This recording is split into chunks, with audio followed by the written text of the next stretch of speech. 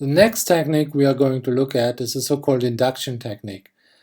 This is a very powerful technique that can be applied in a large number of situations. The basic idea of induction is the so-called dominoes principle.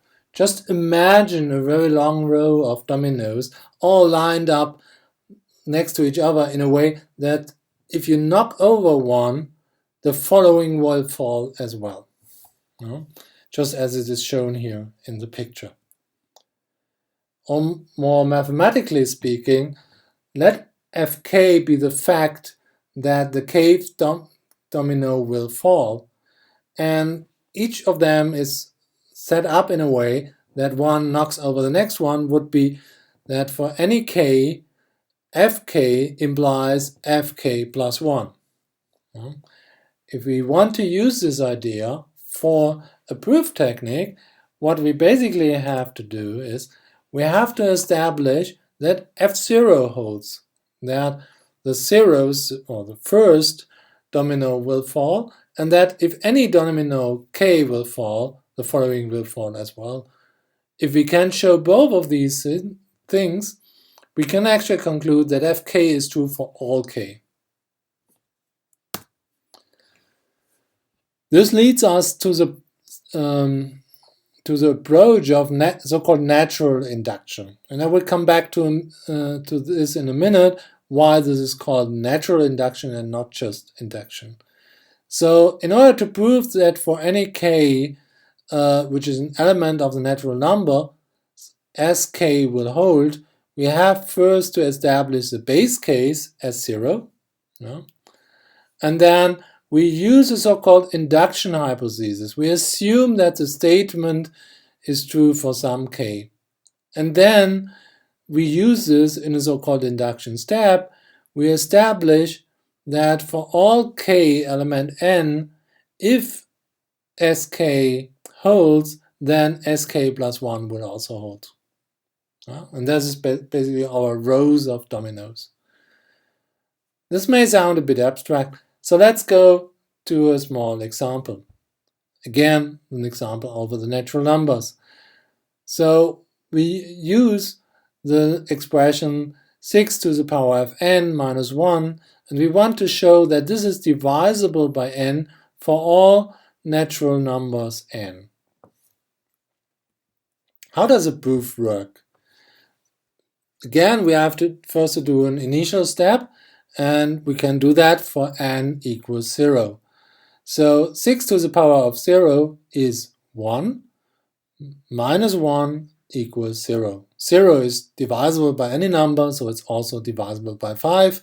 So the initial step is done. The next step is we use our induction hypothesis, namely we assume that the statement is true for some k from the natural number, and then this means that 6 to the power of k minus 1 equals 5m for some number m from the natural numbers. And 5m just means it is divisible by 5. So we use this as a basis and say, okay, we now look at the next step, k plus 1. So 6 to the power of k plus 1 minus 1 can be rewritten in the following form as 6 times 6 power of k minus 1, and this can be formed or transformed by the induction hypothesis into this formula. Then we just do the multiplication and we just switch the brackets, so this second part is also 5, and we get equals 5 times 6m plus 1, and as a consequence this has shown that the result is divisible by 5. So the statement also holds for k plus 1. With that, because we have shown the base step, we have shown the induction step, the statement is true for all natural numbers. How do we know we have to do an induction proof? Well, first, if we go for natural induction, if we have any statement which is indexed by the set of natural numbers, that's a good indication that we will probably have success with an induction proof. And second, there's so-called general induction. General induction is, as the name says, more generic than just the natural numbers, and this comes into play if we deal with any statement over recursively defined structures, even if this structure has many base cases and many different induction steps. So actually, all program languages are inductively defined. So if you want to make a statement over any program, general induction is your friend. So these are things to take into account. Also, many data structures can be seen as inductively defined, and we will come back to that in a few moments. How do we write down an induction proof? First, we announce that we are using induction. We do the initial cases. There can be multiple if it is general induction.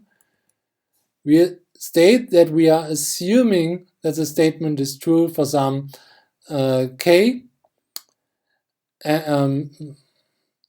for some k in the sense of some element of the structure. Note it is not restricted to numbers. Then we use this proof of the statement in the proof of the statement for k plus 1, and we try to make sure that we show very clearly at which point we use the inductive hypothesis.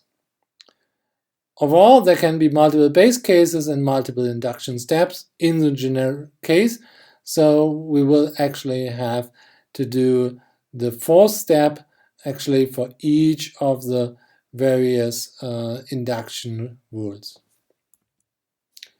Finally, we state the conclusion that we did demonstrate or prove the statement we were interested in.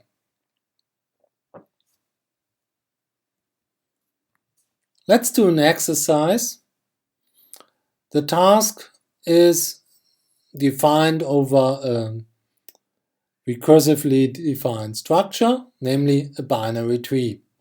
A binary tree is inductively or recursively defined by saying we have a leaf node, or what we say a binary tree can be either a leaf, or if it is not a leaf, then it has two binary trees, or it consists of two binary trees, left and right, combined with an inner node, which we denote here as a circle.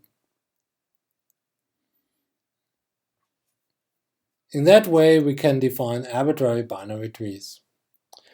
What we want to do, what we want to show is that all binary trees with b leaves have b minus 1 inner nodes. Good. At this point, it might be good for you to just pause the audio or pause the video, take your own time, and try to solve this on your own.